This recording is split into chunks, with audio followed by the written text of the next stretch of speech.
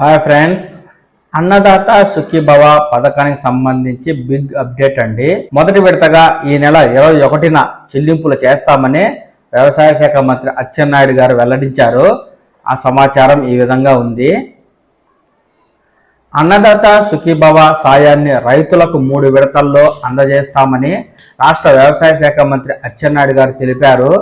PM Kisan కింద వచ్చే కేంద్రం ఇచ్చే 2,000, రాష్ట్రం వాటా 5,000 కలిపి ఈ నెల 21న 7,000 రూపాయలు జమ చేస్తామన్నారు.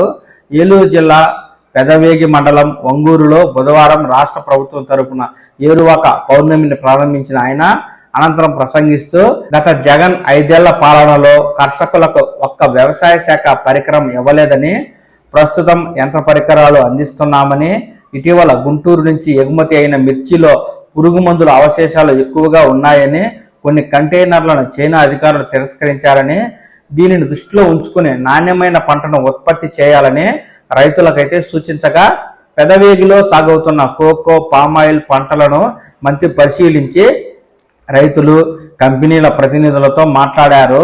పామాయిల్ తరహాలోనే కోకో గింజల కొనుగోలుకు విధాన నిర్ణయం తీసుకుంటామన్నారు.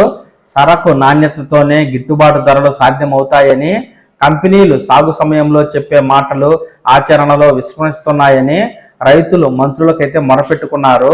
ఉద్యానవన పంటలు సాగు చేసే రైతులకు రాయితీపై పరికరాలు ఇవ్వాలని ఎమ్మెల్యే చింతమనేని ప్రభాకర్ గారు మంత్రి గారికి విజ్ఞప్తి అయితే చేశారు. ఏలూరు మార్కెట్ యార్డ్లో ఏర్పాటు చేసిన 50 కిలోవాట్ల సోలార్ రూఫ్ ప్లాంట్లను మంత్రి గారు ప్రారంభించారు.